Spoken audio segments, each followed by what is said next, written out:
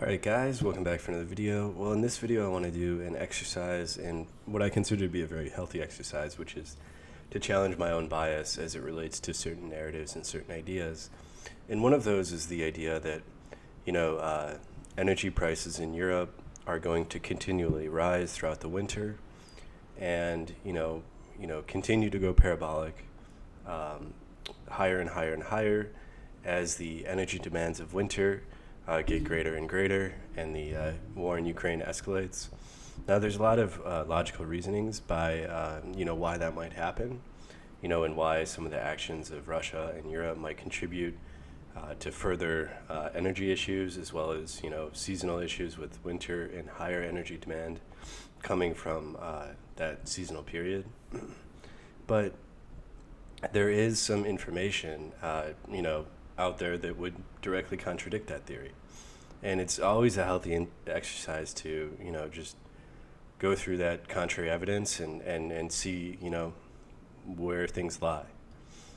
So anyway, this guy posted a very interesting thread on Twitter, just going through kind of basically calling out that narrative and challenging that narrative. And it got to give credit to this guy, Andreas Steno Larsen, but he came out and said, nat gas prices have dropped from greater than 300 euros per megawatt hour to levels just north of 50 euros a day, and are even lower in many areas of Europe. So you can see the energy prices look like they have peaked, rather than continuing that trend upward, have started to trend lower. Prices in Spain have dropped as low as 27 euros per megawatt hour for gas, and there is currently a queue of ships waiting to offload outside of Spanish LNG ports. LNG is just an abbreviation for natural gas. This has led LNG within day prices to trade below sub 25, as LNG operators are trying to get more room for the LNG waiting offshore. You get the same thing here. Interestingly, the curve has a positive beta to spot developments, so even if the price action is currently driven by the current short-term oversupply, it brings the entire curve down with it, even if it seems irrational. The same holds true for TTF benchmark gas in the Netherlands. So you're seeing kind of a trend lower in these gas prices, surprisingly, as we go into winter. Looks like Germany still has a decent injection into their storage facilities. And it looks like there's a lot of LNG ships, a lot from Spain and some from America too, waiting to unload to Europe.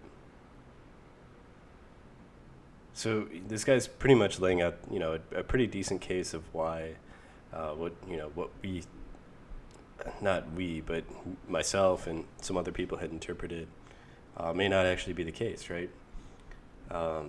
So you still see some structural issues in energy, right? But you may not see that for a while, right? If Europe is able to supply themselves with the energy they need to make it through the winter, and to even have an excess, then obviously they're not going to come to a head with that issue until later on. So this, it's really interesting because, I had kind of formed the opinion that, like, okay, as the war in Ukraine goes on, energy will get more and more expensive. As winter goes on, energy will get more and more expensive, because supply routes are being diverted away, seasonal energy demands are going up. America really isn't self-sufficient. They've been draining the petroleum reserve. America does have energy, but they don't have enough energy to secure, their entire domestic needs and, secure the needs of their allies on top of that.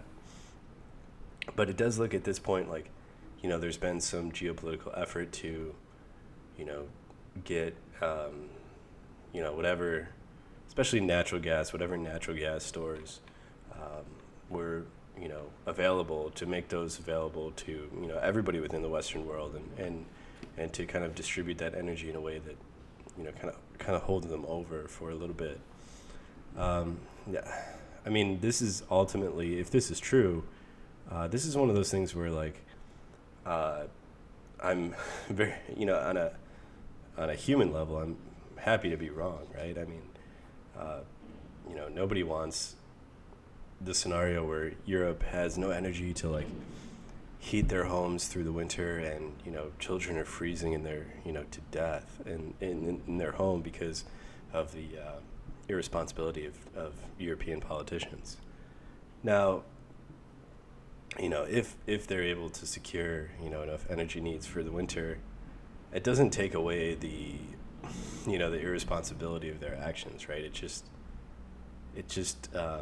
sort of delays the problem and buys them a little bit more time.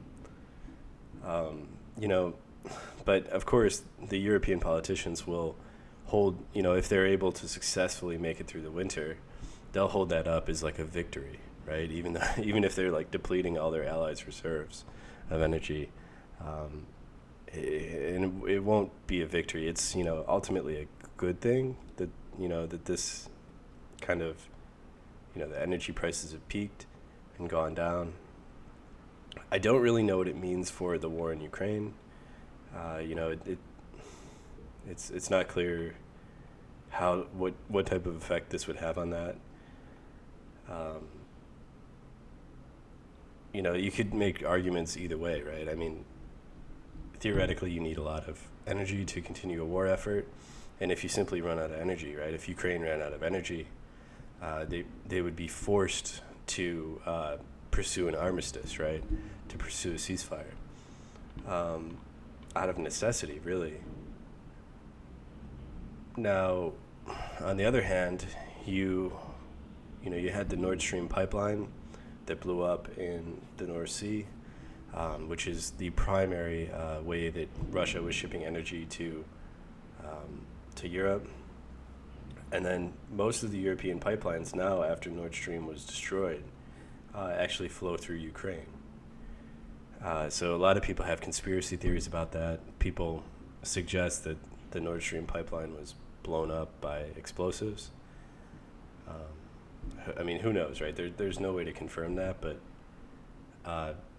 what it means now is that all the most of the remaining energy pipelines actually flow through Ukraine.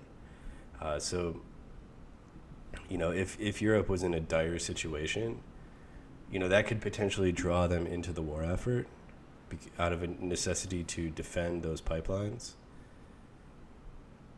But again, who knows, right? I mean, you don't know. It's just one perspective.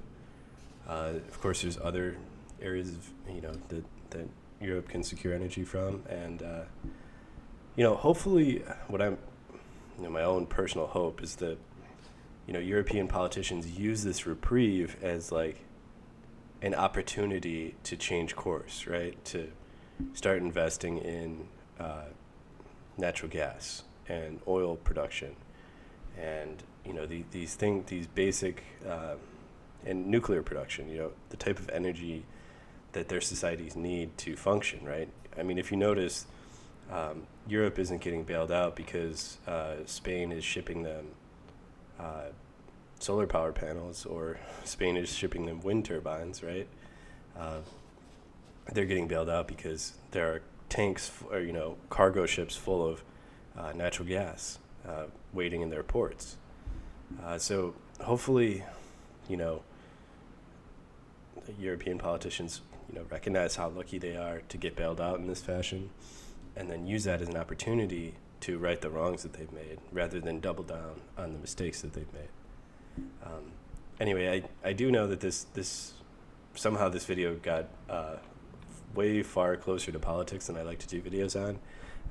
So I think I'll end it there. But hopefully you guys like this content, and if you do, just leave a subscribe on the channel, and I'll catch you guys in the next upload.